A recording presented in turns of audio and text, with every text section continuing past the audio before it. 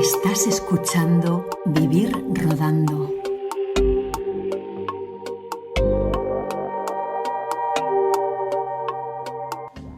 Si viviste los 80 con cierta intensidad o interés, es casi imposible que la figura de Pablo Carbonell te fuera ajena. Él fue uno más de los muchos protagonistas de esa década, tan mitificada como obviamente importante dentro de la historia moderna de España. Actor, humorista, clown, músico libertario, ya fuera primero en dúo cómico con el legendario Pedro Reyes y en apariciones en programas televisivos como La Bola de Cristal, o luego con un éxito más masivo e internacional con el grupo Los Toreros Muertos. Aunque los 80 fueron una década muy Pablo Carbonell, los 90 no le trataron mal, sobre todo cuando su amigo el Gran Wyoming le reclutó para que trabajara como reportero en el programa Caiga quien caiga de Telecinco, dándose a conocer para una nueva generación. Una época que le llevaría a coger nuevos proyectos, como retomar su carrera de actor cinematográfico, que le reportaría una nominación al Goya como actor revelación, por su papel en la película Obra Maestra de David Trueba. Pero la sorpresa, o supuesta sorpresa, saltaría en el año 2004, no tanto en su salto a la dirección cinematográfica como en su resultado. En 2004 estrena la película Atún y Chocolate, donde abandona ese Madrid con el que tanto lo identificamos y vuelve a su hogar, Andalucía, a su territorio gaditano natal, y a rodar una comedia, claro, pero una comedia marítima, de pescadores y costumbrista. Unos personajes realmente cercanos, humildes, pícaros pero realmente sin serlo, con el solo objetivo de intentar sobrevivir y ser felices. Una película luminosa que recuerda a otras comedias europeas ubicadas en pueblos marítimos. Esperando a un Pablo Carbonell urbano, nos encontramos a uno mirando al mar. Para Atún y Chocolate, Carbonell contó con las presencias siempre seguras de María Barranco y Antonio Dechent. Le dio un papel robaescenas a su amigo, a su colega, Pedro Reyes, que en la película actúa sin su clásico bigote, que en esta película demostró ser un actor infrautilizado por el cine español. Y obviamente, Pablo Carbonell se reservó el papel protagonista. También con una revancha particular: recuperar para su personaje en la película su acento andaluz. Ese que desde la clásica mirada centralista le obligaron a eliminar cuando empezó a trabajar en Madrid. Algo que relata en esas estupendas memorias que publicó para Blackie Books, El mundo de la tarántula. Y una película con una trama mínima, como las grandes películas: el robo de un atún, para el banquete de la boda que está preparando el personaje de Carbonell con el personaje de María Barranco. Y así fue como en 2004 nació Atún y Chocolate, el delicioso y marítimo debut en la dirección de Pablo Carbonell. Debut que puede ser inicio y final, porque Atún y Chocolate es el único largometraje dirigido por Pablo Carbonell, a pesar de sus intentos de acometer una segunda película. Una muestra más de la ceguera del cine español en saber continuar carreras. Este programa de VR, que cuenta como invitado con Pepe Aracil, habla sobre la película Atún y Chocolate, y también sobre esa figura inclasificable que es Pablo Carbonell, moderno como el Madrid de los 80 y libre como su Cádiz natal.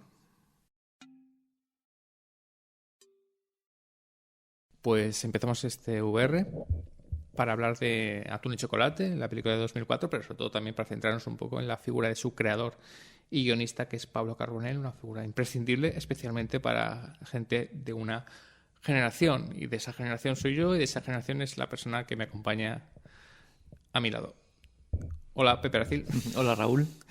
Como siempre, pues Pepe, participando en cualquier programa de Vivir Rodando, pero especialmente, pues siempre que hablamos de cine español, pues él suele estar por aquí, porque es algo que nos apasiona, aunque no sea muy popular decirlo.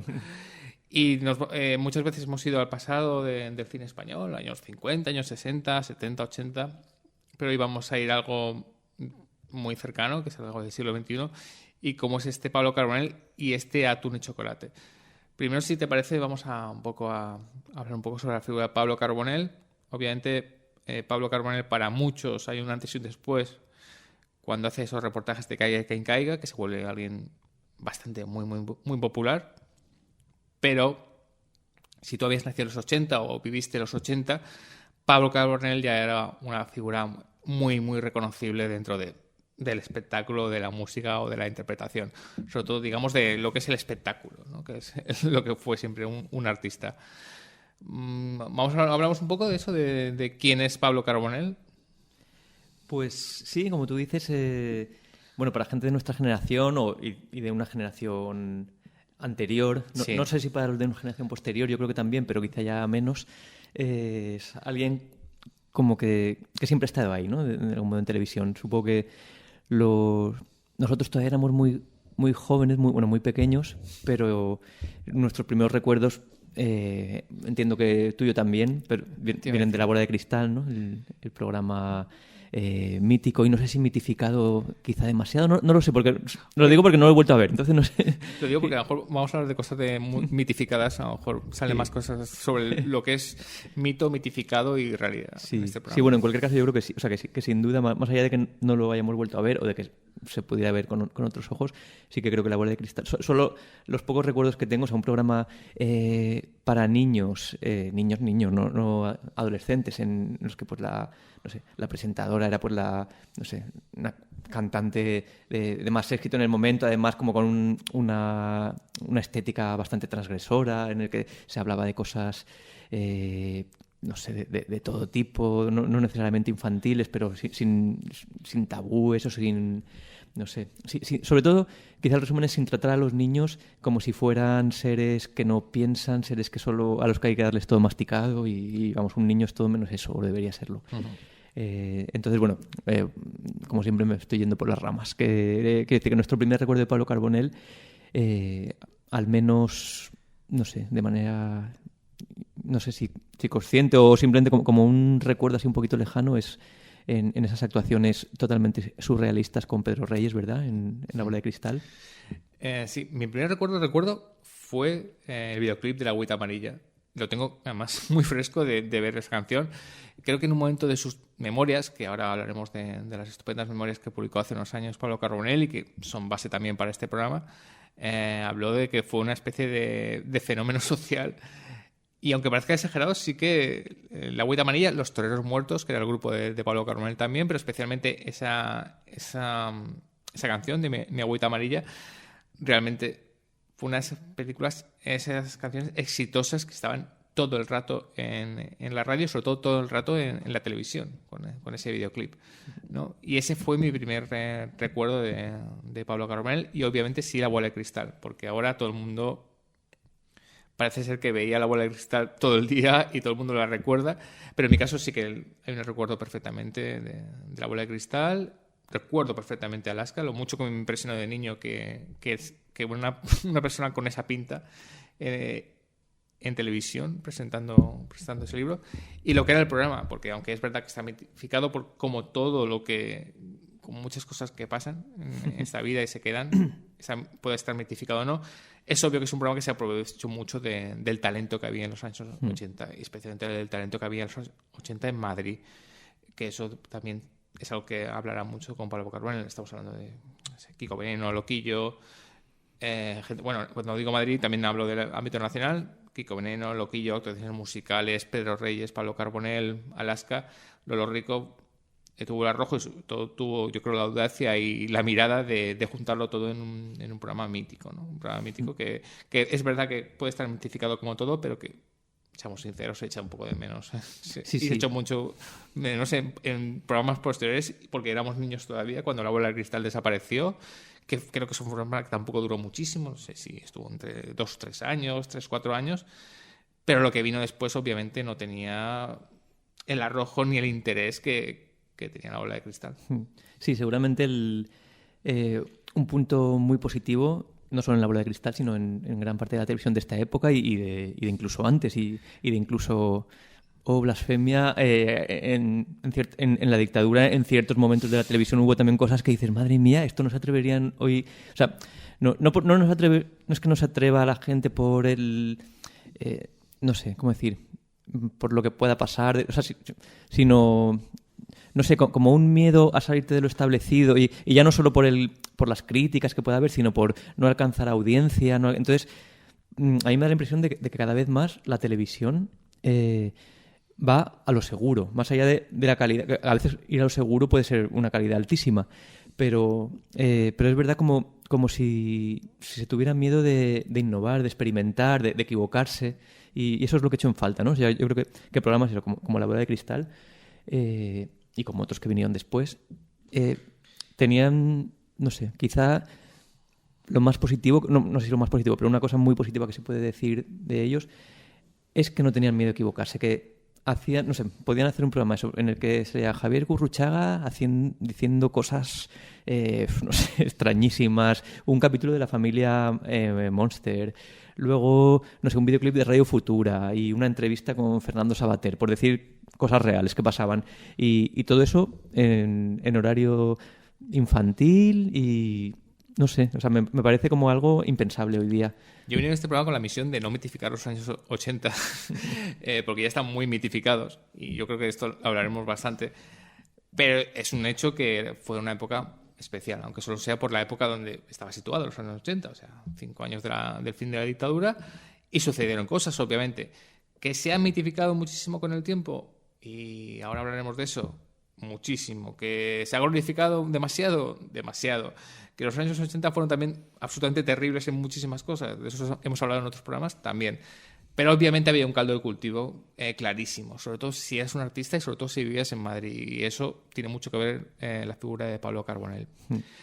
Sí, por volver un poco nos hemos ido como siempre por los cerros de Úbeda, pero bueno, lo que decíamos, Pablo Carbonell nace en el año 62, entonces en estos años de los que estamos hablando ahora pues tenía 20 años más o menos, nosotros teníamos muy poquitos años o ninguno. No, vamos a decir cero.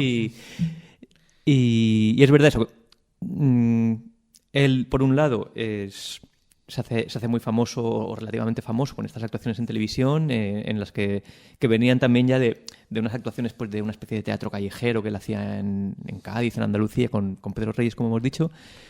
Pero a la vez también, en estos años, se hace muy, muy famoso, y es enlazo con lo que tú has dicho de Mi Agüita Amarilla, con un grupo de rock, podemos decir, o de punk rock, no sé, pop rock, no sé, no me importa, que es Los Toreros Muertos, que es un grupo de muchísimo éxito, que es un grupo además pues eso, que jugaba con esta cosa de hacer letras medio graciosas, con a veces un poco, no sé, grotescas, pero vamos, en cualquier caso, un grupo que se hizo famosísimo, no solo en España, sino en Latinoamérica, sí. Y vendió pero cantidades bestiales de discos. Yo no sé si hoy día yo reconozco que más allá de las canciones así más famosas no es un grupo que tenga así muy controlado pero bueno, creo que más allá de la música y de las letras también era un grupo que sobre el escenario, principalmente por la actitud del líder, de Pablo Carbonell, que era...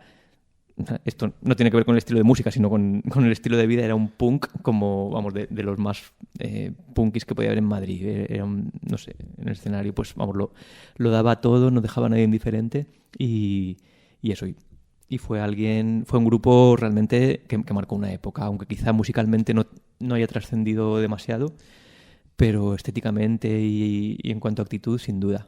Sí, vamos a, por decir dos referentes claros, pues que yo tengo de los años 80, que son años 80, que son Los Inhumanos y Siniestro Total, pues digamos que podría estar en este especie de grupo. Obviamente, yo lo calificaría, escuchando Los Toreros Muertos, como la mitad, ¿no? Eran mejor que Los Inhumanos, pero obviamente no llegaron al nivel y al nivelazo que siempre tuvieron Siniestro Total en eso. Podemos decir, mira, ¿no? Hacer un ranking. No lo había pensado nunca, pero sí, totalmente de acuerdo. Puedes hacer ese ranking, ¿no? Siniestro Total, Los Toreros Muertos y Los Inhumanos, ¿no? Pues sería pues ese estilo de música, y podríamos también asemejarlo con un grupo mítico que nombra a Pablo Carbonell en sus memorias, como es Madness.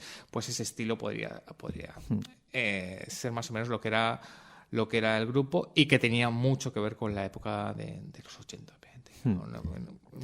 Un grupo completamente festivo y que conectaba con el espíritu que había en los 80. Sí. Luego ya, si nos vamos a mitad, final de los 90...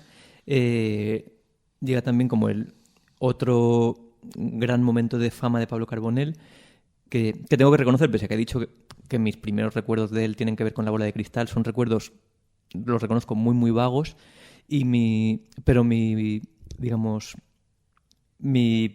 conciencia, o sea, mi reconocimiento consciente de quién es Pablo Carbonell, de qué tipo de humor hace, de espectáculo, yo reconozco que viene con Caiga quien caiga, pese a que sabía más o menos quién era él. Y Caiga quien caiga, bueno, es un programa presentado por el Gran Wyoming, no sé si era en Telecinco, me parece, ¿no? Basado Justo. también ya en un formato argentino, creo. Sí. Sí, y sí que creo que es un programa bastante revolucionario, al menos aquí en la televisión en España. Cambia totalmente, para bien y para mal. O sea, creo que era un programa que estaba muy bien, pero también dio a lo mejor paso a cosas que no estaban tan bien. Lo que siempre pasa. Sí. Las copias siempre son Claro, como los hijos. Sí, bueno, bastardos. No sé, por si alguien nos recuerda o no sabe, era un programa de, no iba a decir entrevistas, no, de reportajes, en el que pues a una serie de, no sé, 6, 8 reporteros iban a cubrir eventos, y siempre lo hacían, aparte de con ese aspecto tan reconocible, con las gafas negras, el traje, etcétera, digamos, pues eran como reporteros que, entre reporteros y humoristas, no sé cómo explicarlo, pues que siempre, digamos, lo que hacían era como un poco molestar, pero molestar no con mala pata, sino pues con cierta gracia, que hacían que los entrevistados no se sintieran incómodos con esas, a veces, bromas o, no sé, o acercamientos un poco agresivos, un poco así con dobles sentidos, pero creo que jugaban muy bien, o mis recuerdos, y que no lo he vuelto a ver tampoco desde hace 30 años ya, jugaban muy bien estaban en ese equilibrio, en el de molestar, pero haciendo que la otra persona no se sintiera molesta. Sí, no, mano, hablamos de Hijos Bastardos, y hablamos de Hijos Bastardos del propio Caiga quien caiga, que luego ha intentado recuperarse en formatos que obviamente ha sido un fracaso, porque Caiga quien caiga triunfó porque eso, era un soplo de aire fresco y tuvo su época, y ya está. Cuando han intentado recuperarlo, se ha hecho con mucho menos gracia, y obviamente se la han pegado. ¿Por qué Pablo Carbonell destacaba en este programa? Bueno, pues había varios reporteros, ya lo conocéis, cada uno tenía un estilo, que eso era muy importante, ¿no? Un estilo absurdo y surrealista, y Pablo Carbonell era un estilo único, muy Carbonell como él, ¿no? Absurdo, surrealista, irónico. El reportaje de Pablo Carbonell siempre era el último, porque era el que cerraba el programa, era como el postre, la estrella. Y Pablo Carbonell también tenía otra cosa, que es que de los reporteros era también el más famoso. No era el único que realmente era famoso, conocido, con lo cual tenía esa habilidad para, cuando se metía en un sarao, pues mucha gente lo conocía o lo entrevistaba o se podía acercar a él. Por ejemplo, obviamente no era lo mismo si se acercaba Javier Martín a Aitana Sánchez Gijón que Pablo Carbonell, básicamente porque Pablo Carbonell y Aitana Sánchez Gijón son primos, con lo cual No sabía. se acercaba mucho a eso, a ese estilo desenfado. Pues Pablo Carbonell, a raíz del éxito de Caiga quien caiga, digamos que recuperó un poco ese nivel de popularidad que no es que tuviera antes, pero que antes pues, era un señor conocido, era un músico conocido, y llegó a protagonizar películas y llegó a ser un intérprete de cine. Nosotros estamos hablando de Pablo Carbonell, pero quien quiera conocer más de la figura de Carbonell pueden ir a un libro de 2016 estupendo, que son las memorias de Pablo Carbonell, que tiene uno de mis títulos favoritos que siempre he leído, que es El mundo de la tarántula, ¿no? En vez del mundo de la farándula, El mundo de la tarántula, que es un libro editado por 2016 por Blackie Books, ¿no? Sí. La verdad es que es un libro también estupendo, como tú dices. Se lee en nada, pese a ser bastante grueso, ¿no? Vamos, tú te lo acabas de leer ahora en 2 días, yo creo. Sí, yo tardé algo más, pero... No, tiene un formato muy interesante que además me gusta mucho, no en este libro, sino en todos los libros, muchos libros que he leído de este estilo, que son los mini capítulos, ¿no? No tiene 5 capítulos grandes, sino que son mini capítulos que pueden ir de 1 a 2 páginas o incluso 2 párrafos, ¿no? Eso hace que sea mucho más ligero y que tiene mucho que ver con el estilo de Carbonell, que es divertido, es enfadado, pero también es emocionante, es crítico consigo mismo, crítico con la época. Es un libro sorprendente porque la figura de Carbonell, digamos que... Y luego es un libro que también está muy bien escrito, ¿eh? Que eso también hay que decirlo. Y nada, recomendar El mundo de la tarántula de Pablo Carbonell, donde entramos un poco en la realmente importancia de Pablo Carbonell, porque aunque le dedica un buen espacio a Caiga quien caiga, obviamente habla de su figura en los toros muertos, y sobre todo lo más interesante, que es su llegada, digamos, a Madrid, porque él era andaluz, él es gaditano, luego fue a Huelva, eso estuvo moviendo y ya llegó a Madrid un poco sin saber muy bien qué hacer, ya siendo actor, cómico, también con su colega Pedro Reyes, la que había conocido en Huelva, y hicieron lo que hicieron muchos artistas callejeros o artistas que vienen a Madrid, que es actuar en el Retiro, actuar en la calle. Y allí se hicieron famosos. Y poco a poco, como le pasó a Femenino Cansado, pues llegaron a la tele. Hay que recordar que la televisión antes era un espacio tremendo, porque todo el mundo la estaba viendo y solo había un canal o dos. Y entonces ahí se empezó a hacer labrar esa fama de Pablo Carbonell. Sí, y a mí, tras leer este libro, yo el libro lo leí hace ya un poco más de tiempo, no lo tengo tan reciente como tú, pero sí que una cosa que me parece muy interesante de él, aparte de que creo, es opinión personal, pero no sé si estarás de acuerdo, que es una de estas personas que a todo el mundo cae bien, ¿no? O sea, sí. Como que incluso, aunque no hayas seguido mucho su trayectoria, es, no sé, gente que aparece en televisión y te apetece quedarte a escucharle porque es gracioso, es ocurrente, es sensato, no sé, vamos, a mí al menos siempre me ha pasado esto con él. Y a lo que iba, que tras leer también este libro, tras observar o echar una vista atrás a su trayectoria o a la parte de su trayectoria que podemos conocer, algo que me interesa mucho, que es cómo él ha trabajado en muchas disciplinas creativas o del mundo del espectáculo, ¿no? Él ha sido, pues, desde eso, ha hecho teatro callejero, no sé, humor absurdo, ha hecho televisión, ha hecho música, ha sido reportero, periodístico, si se puede llamar así. Claro que sí. Ha sido novelista, ha escrito sus memorias, ha grabado discos en solitario, y por un lado, o sea, eso como que siempre es muy reconocible en todo lo que hace, incluso siendo actor de películas de otros, hasta los personajes, digamos, que interpreta, pues como que siempre le vemos a él sin que esto suponga un demérito, que a veces puede suceder, como que siempre ves a la persona y no ves al personaje porque no lo sabe hacer, eso muchas veces porque no lo hace bien, y otras veces que creo que es su caso, tiene una personalidad tan marcada y tan reconocible que no sé, a facetas muy diferentes del arte, a personajes muy distintos, ya puede dirigiéndose a niños o adultos, pero siempre le vemos a él, porque y lo digo con todos los matices positivos que pueda tener esto que estoy diciendo, y eso me parece muy interesante. Y luego también eso que es muy polifacético, ha trabajado, como acabo de decir, en muchísimas disciplinas artísticas, pero al final lo que uno ve de él es que es no sé cómo decir, si dijeras que es cantante, es actor, es un hombre de espectáculo, es un entretenedor, ¿no? En esta, no sé, figura así tan ambigua, pero tan interesante cuando uno lo hace bien, ¿no? También pienso que, no sé, por decir alguien muy cercano a él, que me gusta menos, pero también creo que tiene un talento que Gran Wyoming, pues también, ¿qué es? No sé, no es actor, no es cantante, no es periodista, no es presentador, es alguien muy reconocible y alguien que se pone en un escenario y lo llena, ¿no? Ya nos guste uno, otro o el de más allá, o como Pedro Reyes, etcétera, más o menos, son gente que no sé, que los vemos cómodos en un escenario también, y eso es muy, muy difícil. El Gran Wyoming, que es alguien bastante importante, por no decir importantísimo en la vida de Pablo Carbonell, decisivo, porque él lo cuenta mucho, lo cuenta en sus memorias, que muy a los inicios, creo que el Gran Wyoming fue a actuar a un sitio donde estaba Pablo Carbonell, porque bueno, se ha movido mucho, podía ser Huelva o Cádiz, no lo sé, y bueno, se conocieron y Gran Wyoming fue tan ingenuo de decirle, bueno, cuando vengas a Madrid, bueno, pues avísame, le dio mi teléfono. Y él fue a Madrid y literalmente se instaló en casa de Wyoming en el sofá hasta que el Gran Wyoming tuvo que echarlo, ¿no? Y fue muy importante, obviamente, también porque fue la figura que le dio en la entrada para actuar en Caiga quien caiga. Con lo cual es una figura imprescindible y creo que ellos dos tienen mucho que ver. Mucho que ver. Yo creo que el Gran Wyoming, además eso, cierto intelecto, digamos, entre comillas, la retórica, obviamente, que es muy de Wyoming. Y Pablo Carbonell utiliza más, como decíamos, el absurdo, el surrealismo.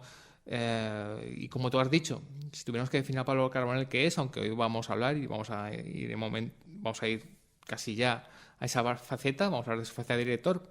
¿Qué es Pablo Carbonell? Pues no sabemos qué es. Yo definir esta palabra que es artista, que cada vez me gusta menos utilizar, pero que cabe todo, ¿no? Es eso, un señor pues que hace muchas cosas y deja su sello en todas, que eso es importante, porque tú puedes hacer muchas cosas y no destacar en nada, pero él deja un sello en todo lo que ha hecho. Así es.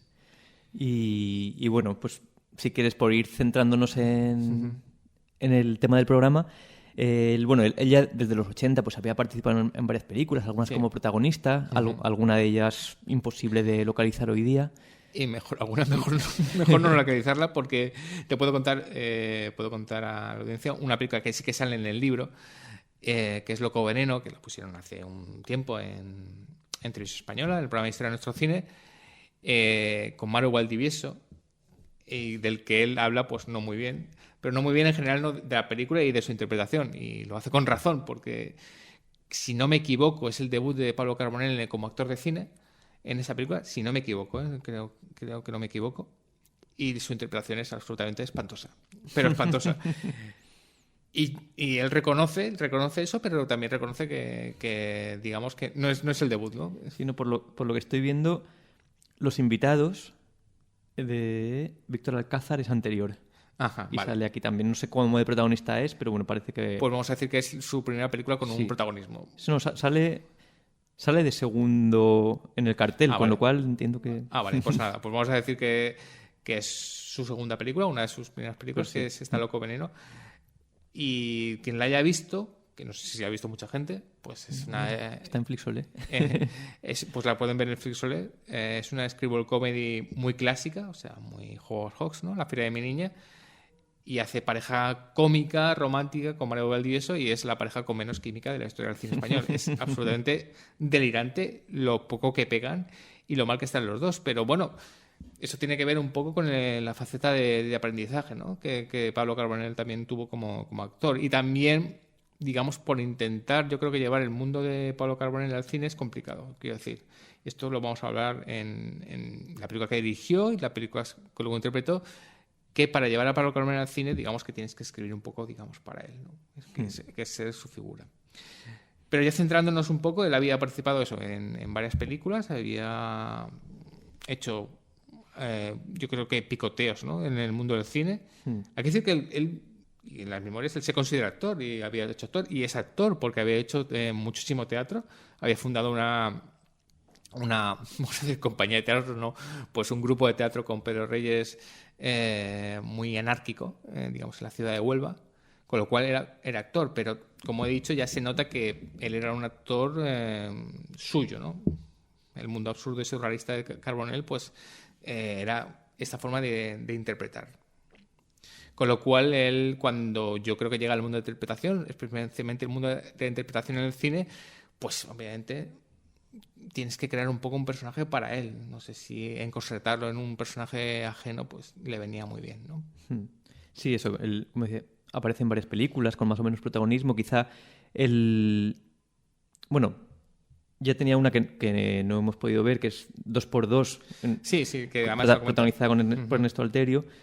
Pero quizá, en el 2000, ¿no? Con Obra Maestra de David Trueba, es su primer papel así... Si quieres, hablamos de esa película antes, porque es anterior de Turno y Chocolate, que digamos que es como su gran oportunidad. Sí, en un momento en el que también, pues eso, él tenía la máxima popularidad con Caiga en Caiga, acababa, no sé, también es del año 2000, no sé si sería un poco antes, un poco después, su primer disco en solitario, que es Aceitunas y Estrellas, que yo lo recuerdo, yo lo tenía, ya me deshice de él hace un tiempo, pero lo recuerdo que no estaba nada mal. Y es un momento, como decimos, de bastante popularidad suya. Entonces, David Trueba, ¿no? Pues también con quien ya él había trabajado en el programa de la semana, unos años antes. Wyoming otra vez. Sí, también Santiago Segura, que era alguien que también en ese momento estaba... pues no sé, bastante cercano a todos ellos. Yo creo que luego seguramente, o sea, no sé en lo personal, pero desde luego en lo artístico se han ido alejando bastante. A mí, yo sí, también rompo siempre una lanza por Santiago Segura, que creo que vendrá pronto a este programa. Pero en cualquier caso, eso, pues como un grupo de amigos, bueno, David Trueba estaba con cierto...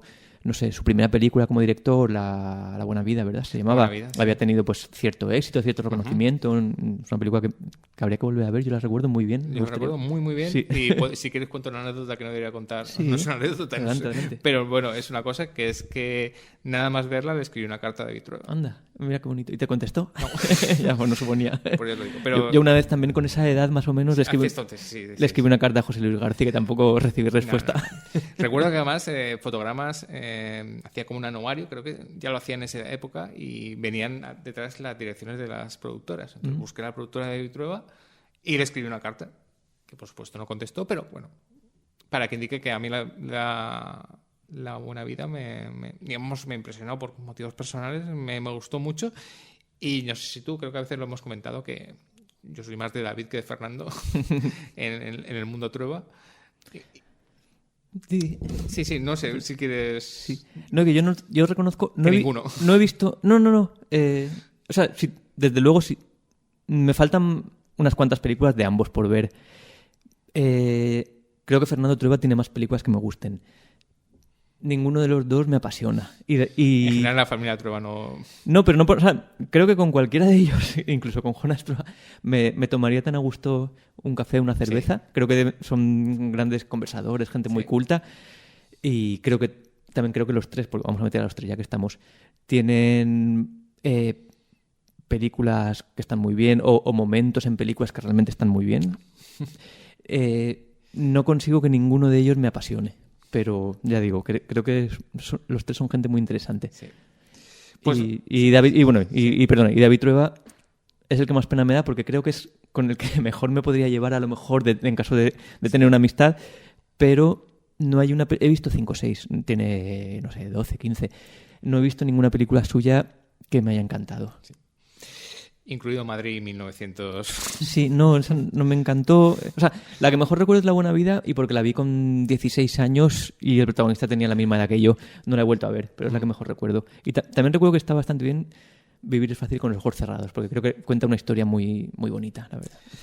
Bueno, pues nos centramos en ese año 2000. Viene la editora de cosechar un cierto éxito con su ópera prima, muy buenas críticas. ¿Cómo nos vamos por las ramas? O sea, no me extraña que luego duren 3 horas los programas. Por eso nos vamos a centrar, digamos, en este pre-Pablo Carbonell del que ahora vamos a hablar, que es David Trueba, año 97, La Buena Vida, 97-98, por ahí. Llega el 2000, es su segunda película, como muchas veces cuento aquí. Lo difícil no es la primera, lo difícil es la segunda película, porque David Trueba viene ya con un cierto prestigio, mucha gente lo está esperando, y crea esta obra maestra donde junta a Santiago Segura y Pablo Carbonell, dos cómicos muy populares y sobre todo dos actores cómicos muy personales, digamos. Vamos a decir que con Santiago Segura quizá un poco más, aunque luego él se ha ido por otra cuestión. Como he dicho, son dos actores que es muy difícil escribir personajes para ellos. Bueno, al revés, hay que escribir personajes para ellos. Digamos que no le puedes dar un personaje y decir, interprétalo, sino que tienes que adaptarlos a su fisonomía y a sus características como persona, incluso como actores, ¿no? Y además los junta con la que, si no me equivoco, estas cosas personales no me lío, era entonces la mujer de David Trueba, que era Ariadna Gil. Sí, yo creo que sí. No sé si fue... Sí. Yo creo que llegó mucho más tarde. Pero lo que pasa es que no me quiero nunca... porque a veces confundo las fechas de los divorcios y separaciones. Pero obviamente sí que era su... Yo creo que sí. Era su pareja. Y hace esta obra maestra, que por cierto tú has visto hace poco. Y yo suelo contar que como yo soy una persona que intento ser leal, yo fui al cine a ver obra maestra, a pesar de que... Es una de las películas más machacadas por la crítica, no fue nada bien, fue muy mal en muchos sentidos. Yo la vi y es una película que la sigo defendiendo en el cine, la fui a ver y la sigo defendiendo, porque tenía esa... Porque yo le reconozco a David Trueba que, siendo su segunda película, después de hacer La Buena Vida, hubo un riesgo por su parte de hacer una película, digamos, un punto incómoda y un punto, digamos, oscura, ¿no? Y eso siempre se lo agradecí. Sí. No, a mí me parece una película que está bien, pues reconozco eso que la he visto ahora, no la vi en su estreno, entonces han pasado 25 años, sí que le veo cierto acartonamiento, cierto humor así un poquito pasado. Aún así, pues es una película que está bien, hecha por un director joven, casi novel, con dos actores... También reconozco, o me da la impresión, a mí al menos, que Santiago Segura me parece mucho mejor actor que Pablo Carbonell, al menos en esta película. Obvio, ¿no? Sí. Eso es clarísimo. Sí, Ariadna Gil, que es una actriz que en principio me gusta, no sé, no no la acabo de ver del todo o hay algo ahí que no, pero bueno, aún así es una película que dura 2 horas y pese a durar 2 horas, que en una película española es algo bastante, no sé, una comedia española suele durar bastante menos, no se hace pesada en ningún momento, no sé, pero aún así a mí me falta cierta chispa o algo, no sé, quizá, no sé, quizá una presencia mayor de algunos secundarios, porque al final es una película que sostiene sobre 3 únicos actores, no sé qué es, pero bueno, en cualquier caso me parece que es una película que está bien, que también como que ya sirve un poco para ir fogueando a Pablo Carbonell en protagonistas así, vamos, en ser el actor principal de un reparto. Y en cualquier caso, pues también como que ya sigue definiendo ese mundo propio que tiene, ¿no? El personaje suyo, pues tiene, no sé, este toque entre ingenuo y psicópata que siempre que tenía su personaje en Caiga quien caiga y que tienen Los toreros muertos, ¿no? En hacer un humor entre infantil y muy bestia, etcétera. Entonces creo que también como que él va como no digo que vaya encontrando su lugar porque ya hace mucho tiempo que lo ha encontrado, pero sigue como profundizando en este personaje. Recordar nada, ya vamos a dejar obra maestra, recordar brevemente el argumento, que era estos 2 directores que hacían Segura y Carbonell, que secuestran a una actriz para rodar su película, su obra maestra, ¿no? Por eso decía este punto, digamos, oscuro que tiene la película, a pesar de ser una comedia. Está entre personajes, pero luego salía Luis Cuenca, que ya había destacado en La buena vida y que fue nominado al Goya por obra maestra. Y digamos que fue un espaldarazo para Pablo Carbonell de ya su fama que ya tenía, ¿no? Porque, bueno, a pesar de que la película fue bastante mal, en todos los círculos que puede ir mal en una película, Pablo Carbonell sí que destacó y acabó siendo nominado al Goya Actor Revelación y, bueno, digamos que cumplió su faceta como actor, ¿no? Sí, también está... Bueno, ya como curiosidad, que fue algo extrañísimo, este mismo año 2000, John Waters estrenó Cecil B. Demente, película de la que ya hablamos aquí, con un argumento casi calcado. Similar. Sí. Que no es que una copiase la otra, son 2 películas que se gestaron a la vez, a miles de kilómetros de distancia, por 2 directores a priori que no tienen nada que ver entre sí. Desde luego... No sé si a David Trueba le gusta a John Waters. John Waters estoy seguro de que no sabe quién es David Trueba o no lo sabía en el año 2000, vamos. Y que universos muy alejados y es curioso. Al final también, no sé, estas como sincronicidades, ¿no? Que se dan a veces. Sí, seguro que las recordáis. Curiosamente son 2 comedias, a pesar del argumento. Y una, digamos, que es más, obviamente, pues ¿cuál? John Waters es la más punk, transgresora, la más al límite. No mano que lo secuestra es una organización semiterrorista, mientras que en la de Trueba pues son 2 pringados con problemas, ¿no? Pero es curioso, sí.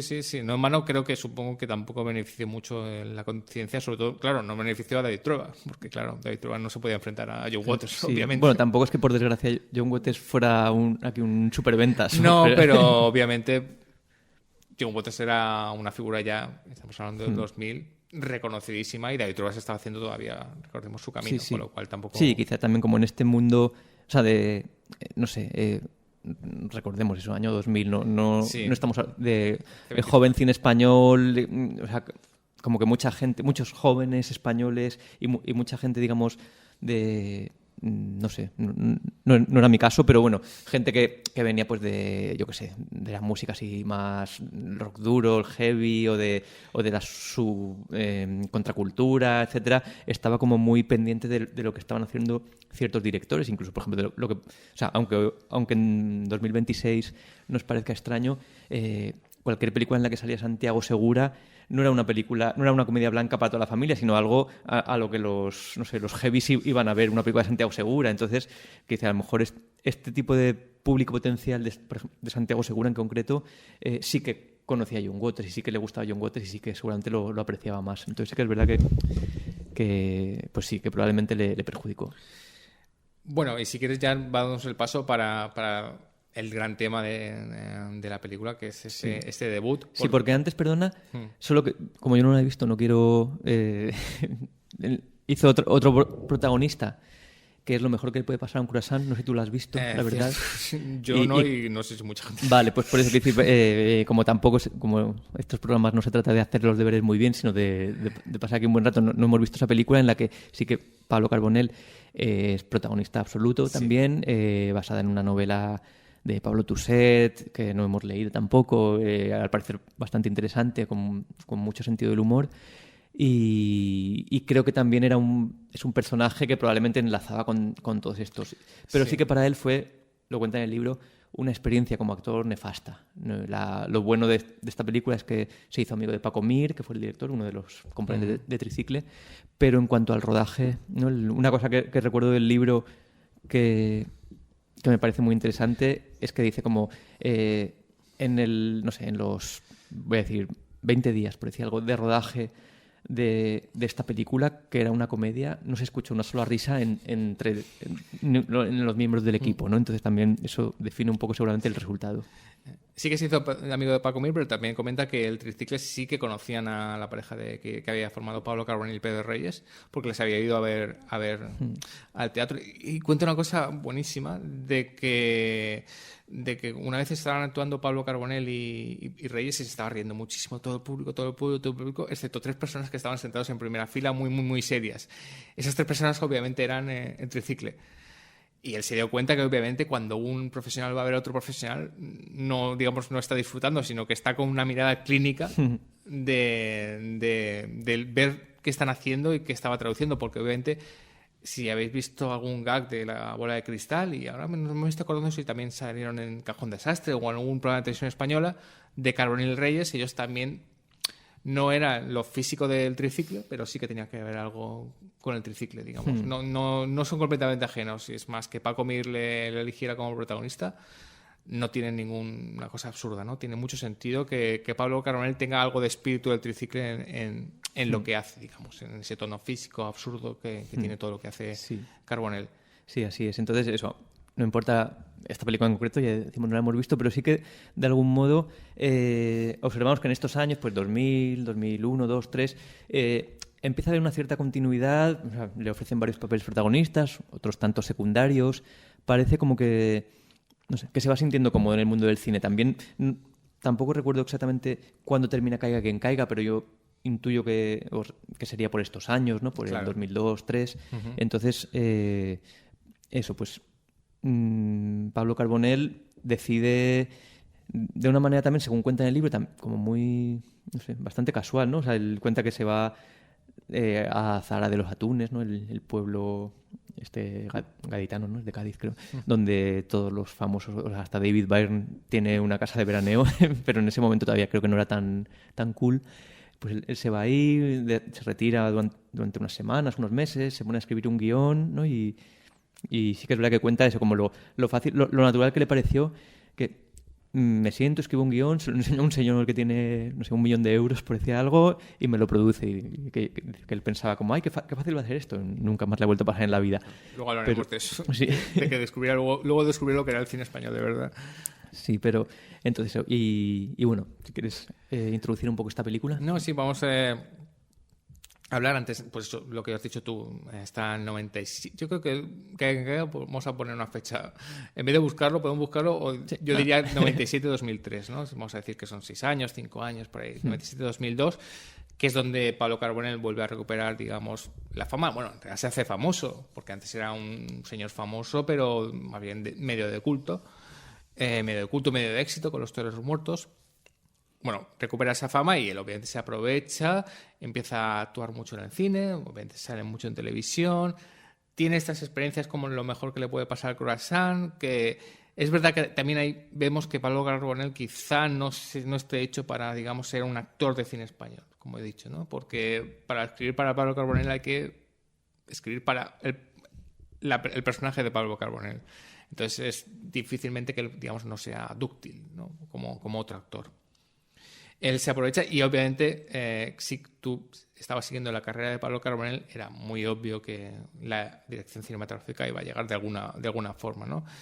Y escribe esta película de Zara de los Atunes y que se llama Atún y chocolate, donde un poco digamos que fue una especie de sorpresa, porque no sé si tú recuerdas cuando la viste, se estrena en 2004, por cierto, y tenemos esta historia de pícaros españoles, pescadores que sobreviven en una ciudad costera y de pescadores, ¿no? Y con este tono costumbrista que ahora hablaremos de ello, ¿no?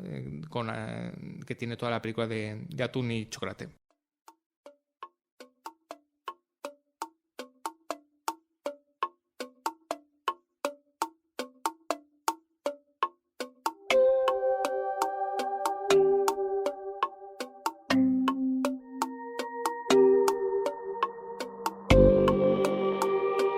Estás escuchando Vivir Rodando.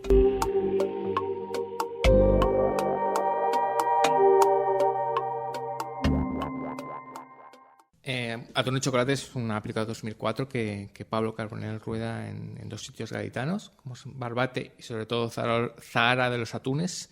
Y es una película donde él vuelve a sus orígenes. Hemos dicho que él es gaditano y muy gaditano, ¿no? En el libro de memorias habla de su amor y la huella que le dejó y que le sigue dejando Cádiz en su vida. Y él cuenta como que fue un trauma cuando de joven, por una cuestión laboral de su padre, se tuvo que ir a Huelva y dejar Cádiz, ¿no? Entonces, obviamente, sí que estamos hablando de una película completamente personal, donde un tipo de Cádiz, digamos que es como la estrella que vuelve a su lugar de origen para rodar una película. Atún y Chocolate tiene algo, es de estas películas que no tiene exactamente un argumento definido, sino digamos que muestra la vida de unas personas que sobreviven en una ciudad de pescadores. Es una comedia, obviamente, donde van a salir Pablo Carbonell, donde, como no, sale un Pedro Reyes absolutamente magnífico y con una química con Carbonell asombrosa, María Barranco, Antonio de Chent, y la misión de la cuestión del Atún y Chocolate, que es, pues nada, mostrar cómo es la vida de estas personas que intentan sobrevivir el día a día. No hay un argumento definido. En la película el personaje de Pablo Carbonell está emparejado con María Barranco y al final, bueno, se van a casar y él, digamos, que le quiere pescar un atún grande de los que se pescan en esa zona para la boda y él primero intenta robarlo, luego intenta pescarlo y digamos que ese es el mínimo argumento que tiene la película. Luego se habla de inmigración, los inmigrantes que llegan a la costa gaditana, está el personaje de Antonio de Chent, o sea, es como son pequeñas postales y todo impregnado por digamos, la figura, el mundo de Pablo Carbonell, que es un cierto absurdo, un cierto surrealismo y mucha vitalidad y sentido del humor. Y yo creo que eso es lo que destaca de una película que yo, ahora hablaremos, cuando te preguntaré cuándo la viste, cuando la vi fue una pequeña sorpresa, ¿no? Porque digamos que no sabíamos que nos íbamos a encontrar con el mundo de Pablo Carbonell y nos encontramos eso, con una película aparte de divertida, aparte de Carbonell, de lo que es Carbonell, del absurdo y surrealismo, con un nivel de costumbrismo que a veces se echa en falta en el cine español, ¿no? De mostrar, digamos, esas personas que viven ahí y creerte que esas personas viven ahí. Sí. Yo la película, la verdad, es que la he visto ya muchos años después de su estreno. Eso sí que es verdad que es de esas películas que desde que se estrenó la tenía en la cabeza, que la quería ver, pero bueno, como otros varios miles de películas, pues por unas cosas o por otras no las ves.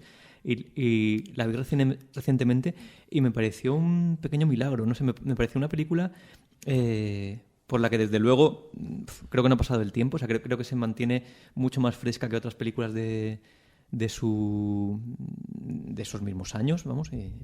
También hay otras que siguen siendo maravillosas, por supuesto.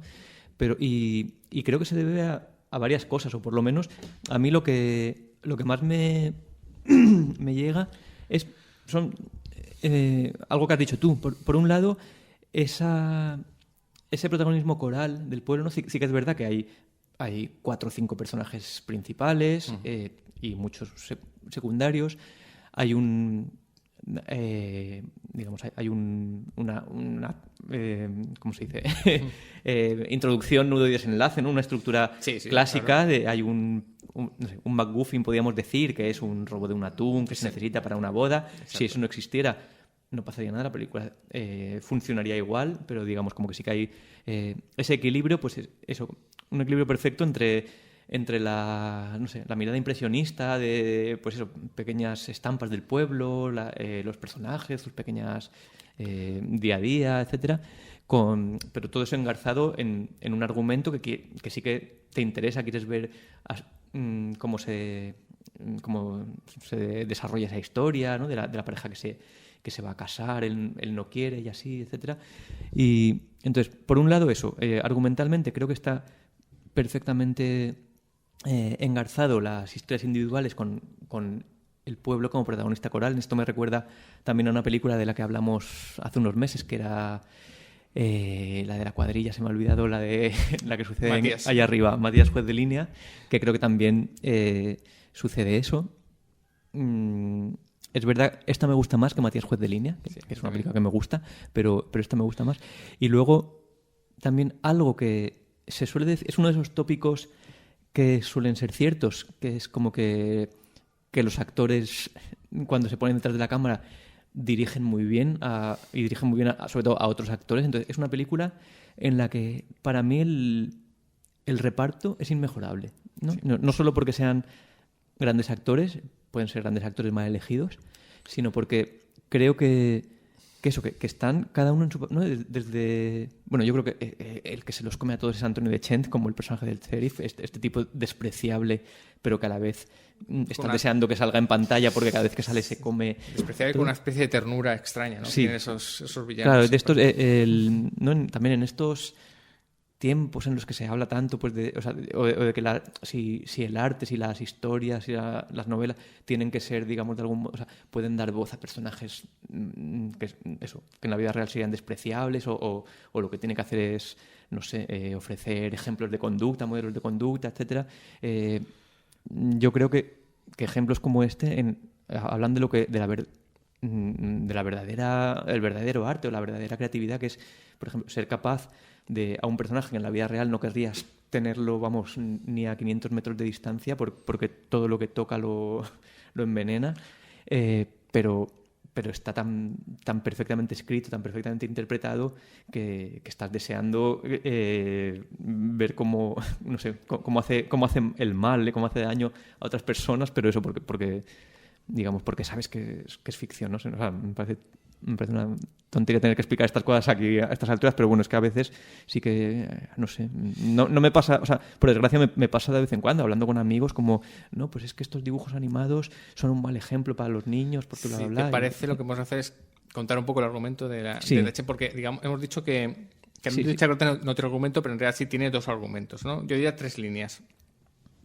La película. La primera línea, ya lo hemos hablado, es el robo del atún por parte del personaje de Pablo Carbonell para celebrar la boda con el personaje de María Barranco.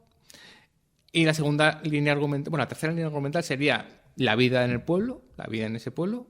Y una segunda línea argumental que es la línea de Chen, ¿no? Que digamos que es la más delicada, ¿no?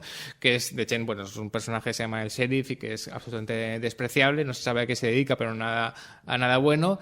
Ve una patera de inmigrantes llegando a la costa gaditana y ve a un inmigrante que él cree que tiene hachís, que oculta hachís, ¿no? Y pues digamos que lo secuestra e intenta quitarle el hachís por otra parte.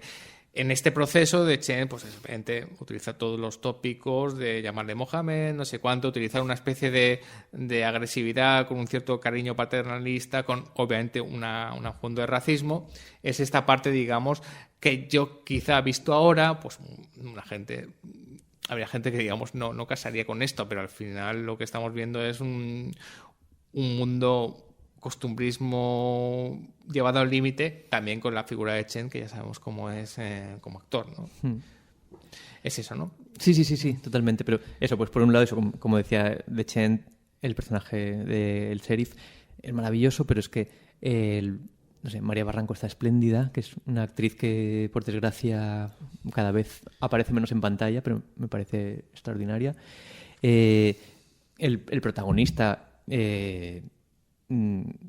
interpretado por el mismo director, por Pablo Carbonell, también es estupendo, porque además Pablo Carbonell a veces puede tener tendencia al histrionismo excesivo, pero en esta película está muy contenido, creo que transmite perfectamente tanto no olvidemos que estamos en una comedia, hace reír, pero a la vez no sé, los pequeños contrariedades, dramas de este personaje los sabe reflejar muy bien, ¿no?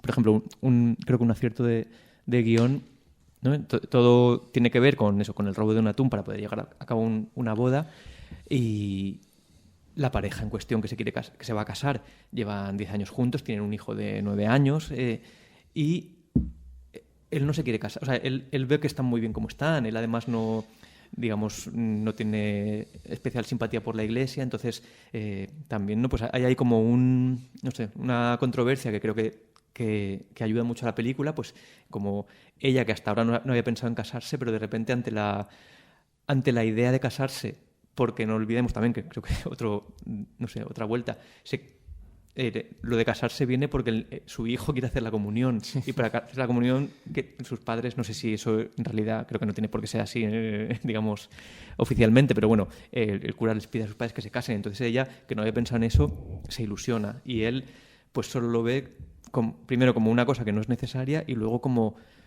un gasto, o sea, ¿no? Un gasto que están en una situación económica muy mala. Entonces, no sé, son como pequeñas pinceladas de guión que creo que enriquecen mucho la historia. El personaje de Pedro Reyes también, mucho más contenido de lo que podría ser esperarse en él. Está fabuloso, ¿no? De hecho, hasta pasado un tiempo, a mí me costó. Al principio no me di cuenta que era Pedro Reyes. Bueno, hay que decir que Pedro Reyes sale sin bigote, sin su clásico bigote, con lo cual era claro, difícil. Cuando yo ya me había dado cuenta, y estaba viendo esta película con Conchi, mi mujer, y ella tardó un buen rato, o sea, mucho más avanzada la película, y dijo, anda, pero este es Pedro Reyes también.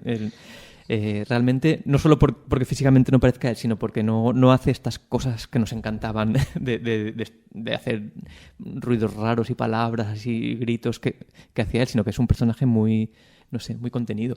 Y en cualquier caso, vamos, todos los actores, sobre todo estos 4 actores principales, ¿no? Repito, Pablo Carbonell, Pedro Reyes, María Barranco y Antonio Dechent, y creo que están fabulosos. Y bueno, y Cesario González, Estebanez, perdón, González era el productor, sí.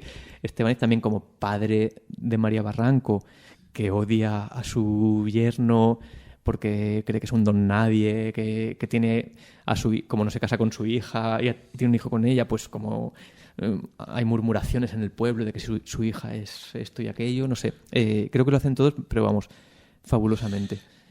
Yo creo que es una película también muy...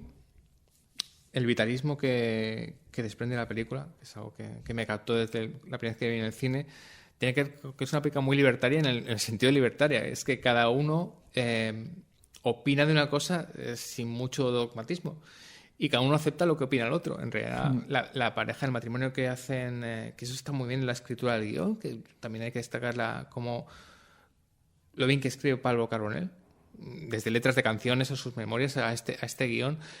Esto está mucho en que el matrimonio, en la pareja que forman los personajes de Barranco y Carbonell, en realidad, digamos, ninguno es creyente y le puede dar igual o no. En la iglesia no hay conversaciones profundas sobre nos tenemos que casar por eso, porque nos está viendo Dios, obviamente, o simplemente por regularizar los papeles, simplemente.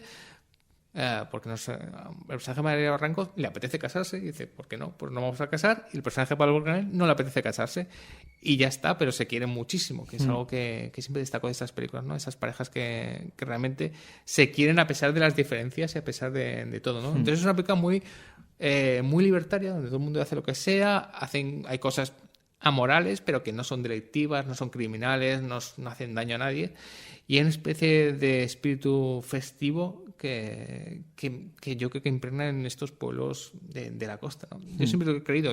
Ha dicho Matías Juez de Línea, yo me voy a más algo nuestro, como es Calabuch, ¿no? Esta Totalmente. Comunidad de pueblos que viven con el mar, pegados al mar, que se conocen todos y que hay como un ambiente siempre en esos pueblos, obviamente estará mitificado por las películas, libertario, anárquico, festivo, digamos, ¿no? Tienen algo que no tienen, digamos, otros pueblos más interiores, ¿no? Hay siempre esa posición vitalista y luminosa que da el mar. Sí, yo estoy convencido de que es, como tantas cosas, un invento cinematográfico o un invento, en cualquier caso, de la creación literaria o o cinematográfica. Y sí, han nombrado Calabuch, París Tombuctú, ¿no? Todavía va un paso más lejos, Más ¿no? allá. Un pueblo en el que así que cada uno, lleva una vida totalmente, no sé, fuera de la norma, todos se llevan bien y desde luego son sitios, como tú dices, en los que uno se quedaría a vivir, ¿no? Son películas. Yo, por ejemplo, si Matías Fuenteovina, si no fuera porque en Galicia no viviría ni loco por la lluvia, ¿no? Es un sitio precioso, pero lo siento, no es lo mío. Pero en estos pueblos así más mediterráneos como el de Atún y Chocolate o el Calabuch de Berlanga, desde luego es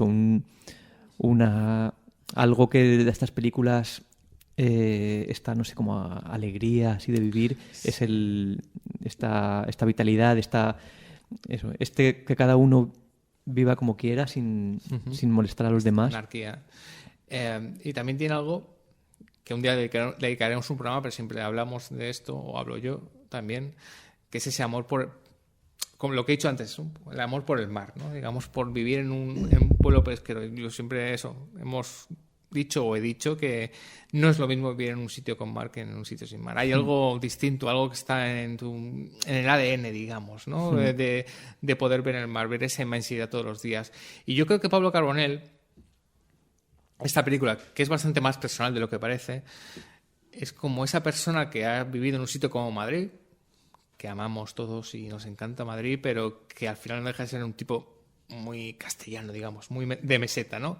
Donde no ves nada, ni un poco de arena, ni un poco de playa. Al volver ahí a esa película quería recuperar un poco por el amor gaditano que tenía desde el principio, ¿no? Por ese espíritu, digamos, mediterráneo, aunque no sea de Mediterráneo, digamos, de amor por la arena, la playa, la inmensidad del mar, la pesca, todo eso que recoge la película.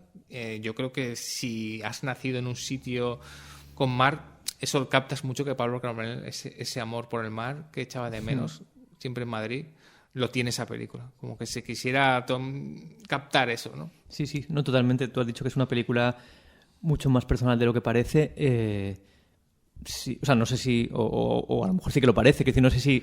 Bueno, no sí, sé, sí lo que, es. Claro, bueno, que yo desde luego lo veo clarísimamente. Que ya sabes que mucha gente, sí. para la gente, si no es un dramón terrible donde lloras, la gente no ve que es algo personal. Y obviamente, al ser una comedia absolutamente anárquica y libertaria, pensará que no es nada personal, cuando al revés, es una película tremendamente personal. Sí, y a mí eso me parece. Por eso, vamos, no hemos elegido, porque sí, esta película para hacer el programa. Pero de las obras más reivindicables de esta primera parte del siglo XXI en la que se escribe esta película. Sí, nomás nosotros hicimos un programa que recomendamos sobre el cine español de los 90.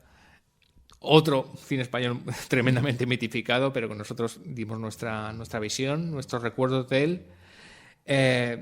Y es verdad que cuando empieza el siglo XXI, digamos que, no sé si lo comentamos, este cine español sigue estando ahí, sigue aportando a nueva gente, nuevas generaciones, pero ya está empezando, digamos, a decaer un poco, ¿no? Está yendo, que ya a partir de 2007, 2008 iría un poco para abajo esa conexión que hubo en el cine de los 90 entre un cierto nuevo público y unos ciertos nuevos creadores. Y de esta primera parte a mí me parece muy reivindicable esta película, porque eso aporta una visión muy nuestra, muy nacional, muy española y a veces muy del mar, muy única. Sí, yo creo que quizá en su momento, bueno, creo que no tuvo muchísimo éxito, si no me equivoco. Bueno, ahora sí, eso. Pero es probable que la gente esperase como una comedia loca de manos de Pablo Carbonell, ¿no? Como algo lleno de gas, lleno de chistes. Y muy madrileña, quizá. Sí, es posible. Y sí, o sea, como un humor así más gamberro, no sé. Y desde luego es una película... no sé, a mí eso, insisto, una de las cosas que más me ha sorprendido, que la he visto recientemente, es esa placidez, pues no sé, o sea, incluso aunque haya problemas gordos de los que se habla, no sé, dice algo en el libro muy interesante, lo voy a decir con mis palabras, y que no recuerdo quién, se lo dijo a un amigo cineasta o actor, no me acuerdo quién, que le decía, Pablo, tú para hablar de las miserias de los personajes, o sea, no tienen que decir...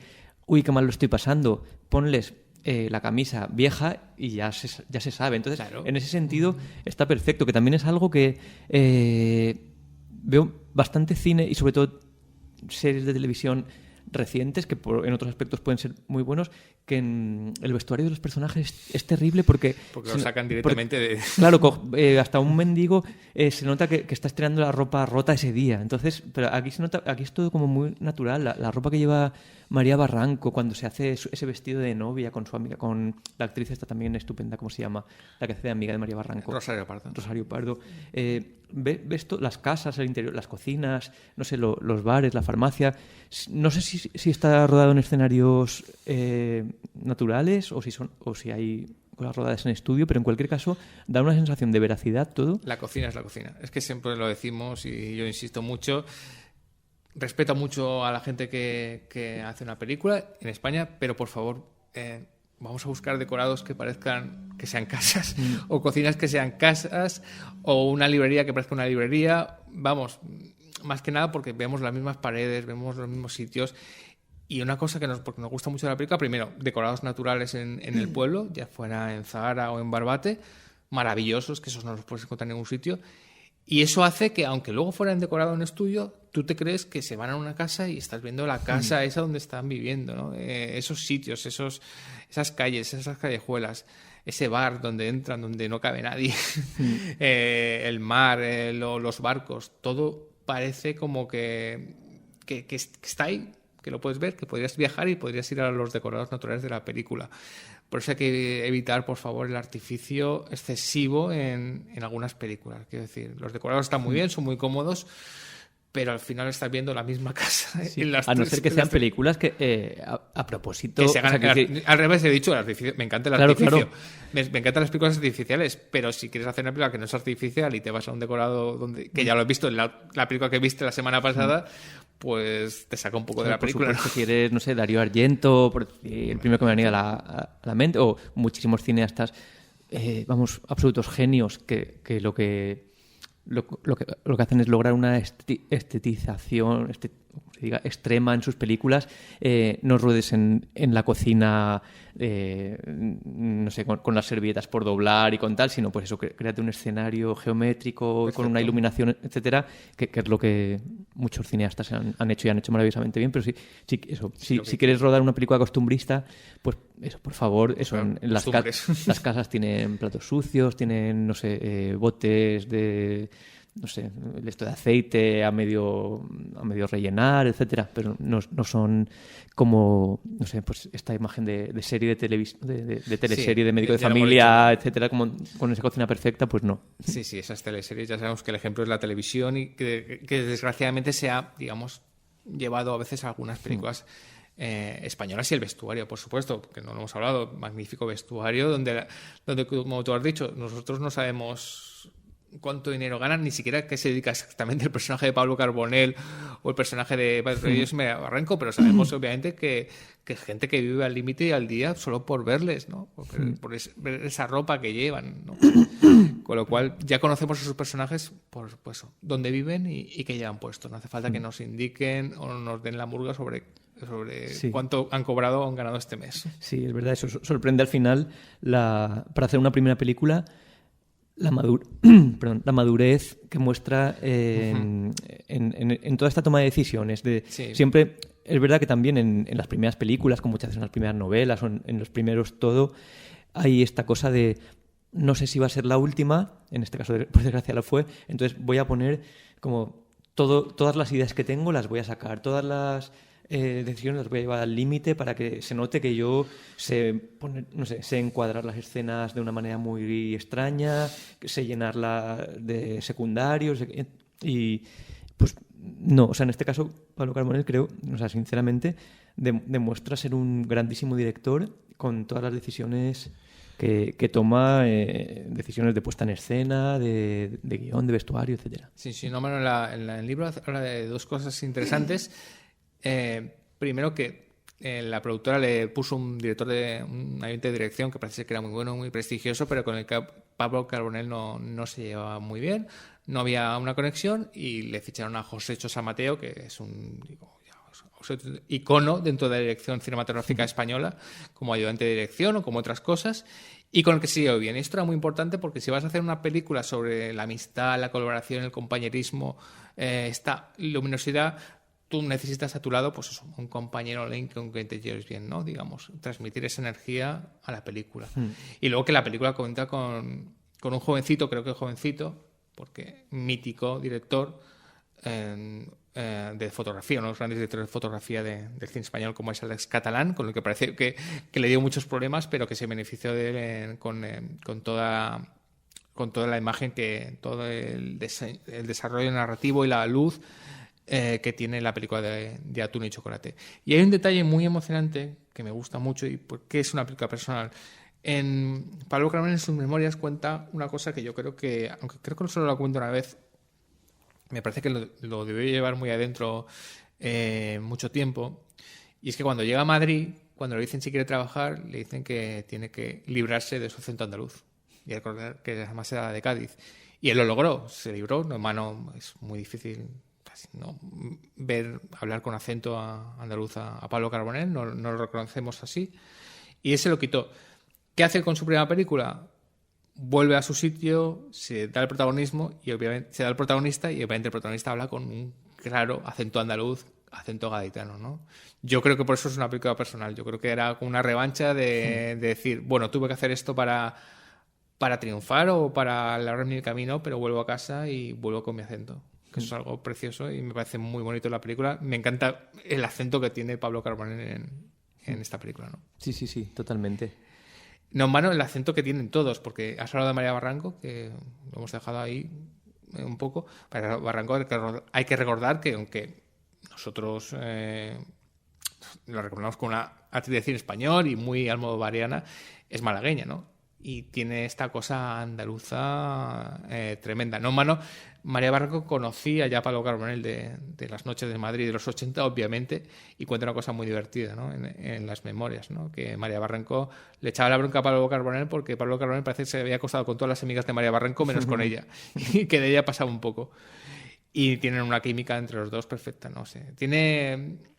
Es una película con muchísimos aciertos. Para hacer una película tienes que prepararla bien y saber cómo hacerlo, y él, yo creo que prepara muy bien ser una película vitalista, luminosa, andaluza y muy andaluza, ¿no?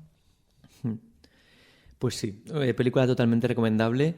Y ahora no sé si quieres que vayamos al ¿qué pasó? Bueno, ¿qué pasó? No sé. Yo recuerdo que fui a ver al cine porque había visto muy buenas críticas de la película. Yo creo que a nivel crítico la película funcionó bastante. Nomás si repasamos lo que se dijo, a gente como nosotros, que les sorprendió, que quizá esperan de Pablo Carbonell una cosa eso, absurda, surrealista, muy urbana, muy como si fuera de los 80, muy, no sé, estaba pensando, ¿no? Laberinto de pasiones, pero con Pablo Carbonell, y él sorprendió a todo el mundo yéndose a un lugar de origen a hacer una comedia tan digamos, yo diría berlanguiana o mediterránea casi, muy del mar, ¿no? Muy luminosa, y sorprendió a todo el mundo, y creo que la crítica la apreció mucho.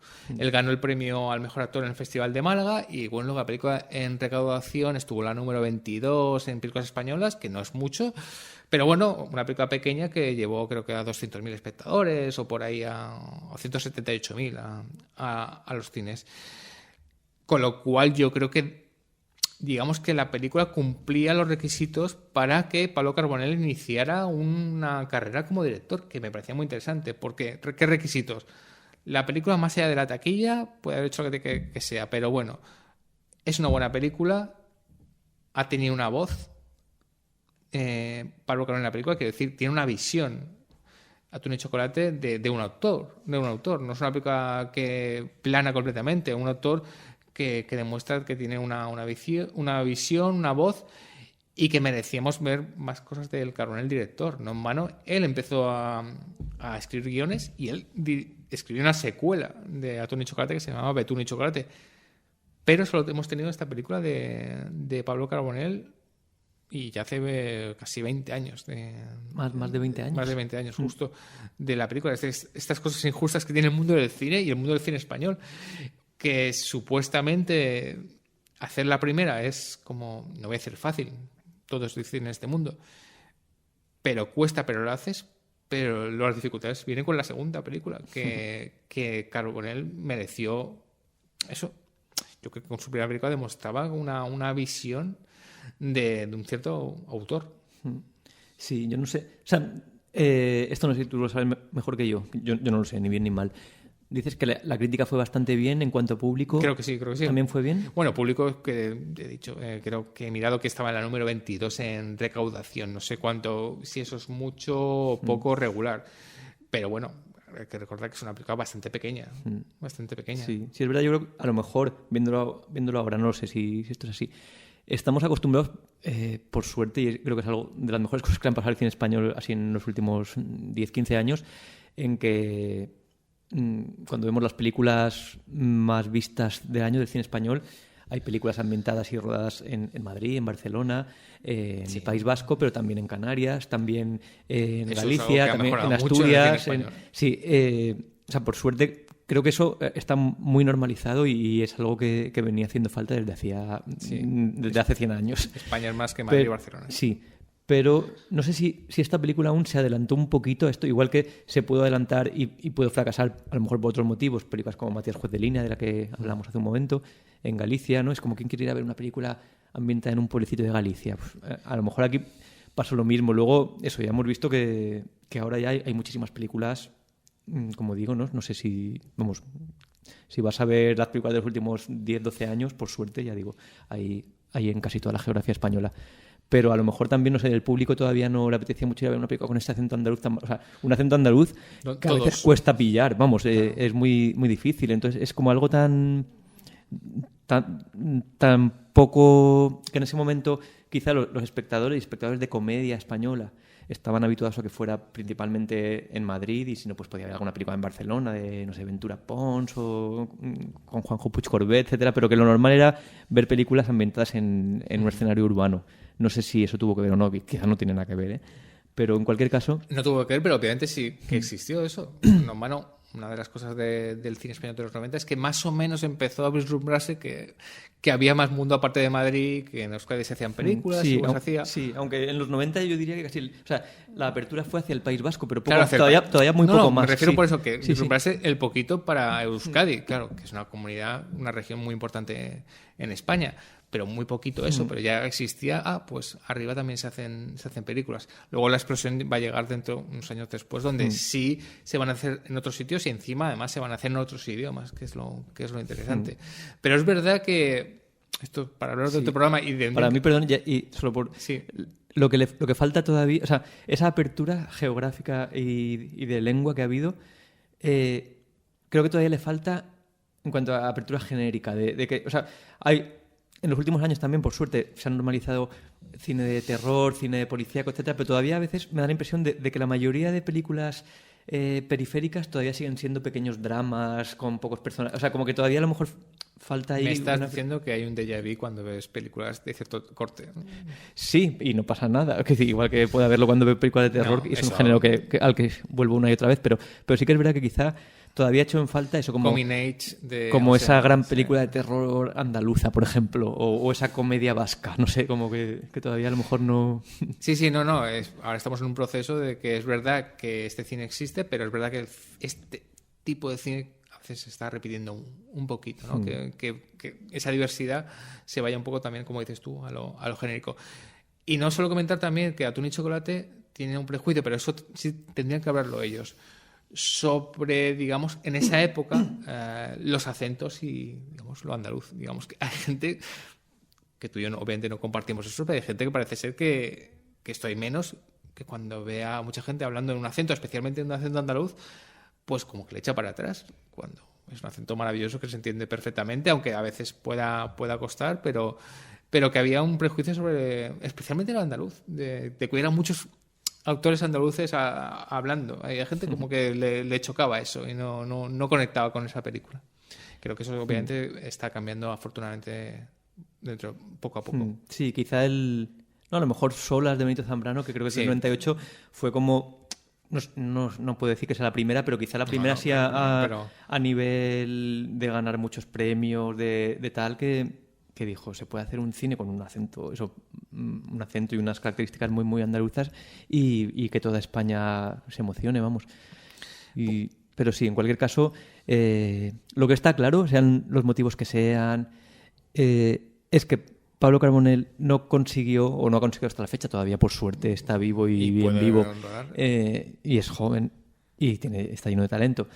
No ha conseguido dirigir otra película, y esto es el matiz importante, pese a que él lo ha intentado, pese a que él ha escrito unos cuantos guiones, sí. Pero no es que digamos es que ha estado dedicado a otras cosas, que también lo ha estado, sino que él me da la impresión de que sí que le hubiese gustado continuar por este camino, pero no ha podido ser. Y creo que esto sí que es un mal dentro del cine español. Como hemos dicho, que haya un señor que ya ha hecho una película y ha hecho una buena película, que encima Pablo Carbonell es un tipo famoso y ni siquiera él puede levantar una película que seguramente no será muy cara o muy aparatosa.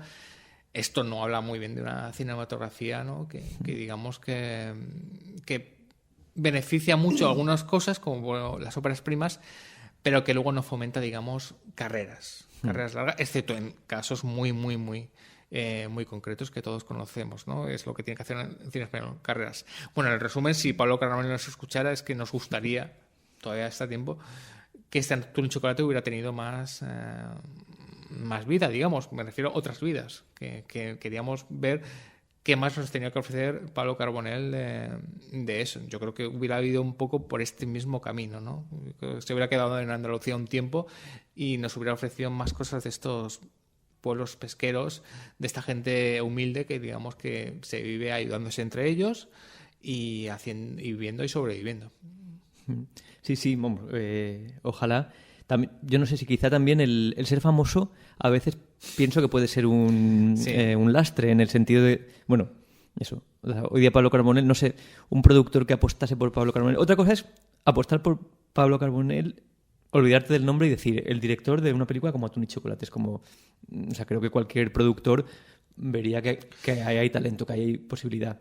Pero, no sé, desgraciadamente me da la impresión de que a lo mejor si hablas de Pablo Carbonell para nosotros, o sea, nosotros me refiero a nuestra generación y más mayores, quizás se identificaría de manera demasiado inmediata con pues una comedia loca, o sea, no hablo de Atún y Chocolate, sino lo que él puede hacer. O sea, te imaginas siempre pues como haciendo payasadas.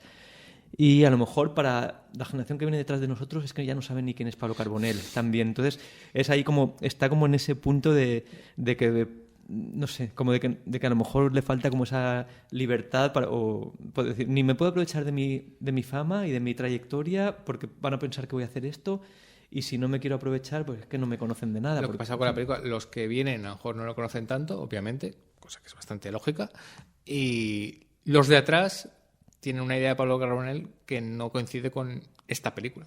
Ellos esperaban quizá otra cosa y él regaló una cosa muy distinta y muchísimo mejor de lo que seguramente podría haber hecho con otra cosa. Bueno, pues nunca tendremos no. Recordad que la gente vive y puede trabajar, porque los mayores también trabajan, ¿eh? Quiero decir, la gente con 60 años puede hacer cosas que no solo dirigen películas gente de 25 a 35. Que eso es lo que parece. Bueno, pero seguramente sea complicado de que tengamos una nueva película de Pablo Carbonell y una nueva secuela de Atún y Chocolate, que es una pena. Secuela entiendo que no, y por ejemplo ya no está Pedro Reyes, no entiendo que si hiciera otra película iría por otro lado. Sí que ha publicado, no sé si ha escrito más, dos novelas. Cierto. Sí, que son Pepita y El nombre de los tontos está escrito en todas partes o algo así parecido. Yo he leído esta última y está bastante bien, la verdad. No la recuerdo como una grandísima novela, pero se lee muy bien. Está su universo, pues del mundo del espectáculo, de los pícaros, etcétera. Y bueno, quizá pues como otra persona a la que admiramos mucho, que es Santiago Lorenzo, que hizo 2 películas y luego se dedicó a la novela, quizá no sé, los próximos Pablos Carbonells que podamos disfrutar vengan por aquí, por esta vía, no lo sabemos.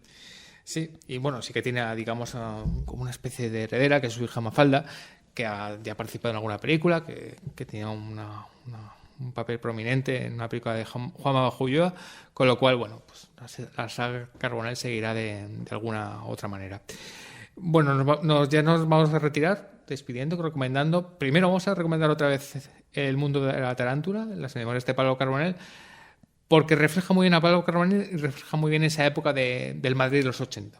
Como hemos dicho, muy mitificada, como todo, excesivamente, con mucha fantasía, con mucha mentira y verdad, pero que obviamente fue una época especial. Si vivías ahí, eras un artista, y él la refleja muy bien en esa época en este libro, donde habla de su relación con las drogas, que también es muy importante, con la música, con el artisteo, con las mujeres, con el sexo. Bueno, unas memorias absolutamente deliciosas. Es un género muy complicado de hacer, porque no todas son interesantes. Que tú tengas una vida interesante no quiere decir que sepas plasmarla en un libro, pero Pablo Carbonell sí que lo hace. Sí, desde luego es un libro recomendable, sin duda. Y nada, y recomendar esta película que ya ha cumplido más de 20 años y que Pepe lo ha dicho, ¿no? Que sigue igual de fresca como es Atún y Chocolate. De 2004, una película viva, libertaria, con un poco de anarquía, sobre todo con eso. Es una película que transmite una vida, una pasión por vivir que te la mete, digamos, en vena, ¿no? Es una película de estas que eso sí que tiene el cine español, y digamos, yo diría más el cine mediterráneo, ¿no? Estos que tenemos que por el sur de Europa, ¿no? Esa cuestión con el mar, con la vida, con las ganas de vivir y de comerte la vida, y de la comunidad, ¿no? De estas comunidades de gente muy distintas que se unen, ¿no? En esa pasión por vivir. Sí, yo creo que es un programa doble Calabuch, Atún y Chocolate o París Tombuctú, Atún y Chocolate sería realmente, no sé, una tarde deliciosa, así mediterránea y de alegría de vivir. Sí, esperemos que no se pierdan hacer este tipo de películas. Todas las películas están bien, pero este tipo de películas que tienen que ver algo con nosotros, más allá de nacionalismos, es una cuestión de piel, ¿no? Que tiene que ver con lo que somos y dónde hemos nacido. Bueno, Pepe Aracil, un placer. Un placer, como siempre. Y a todos vosotros ya nos escuchamos, y recomendar Atún y Chocolate, una magnífica primera película y quizá última de ese personaje singular y único en España que es Pablo Carbonell.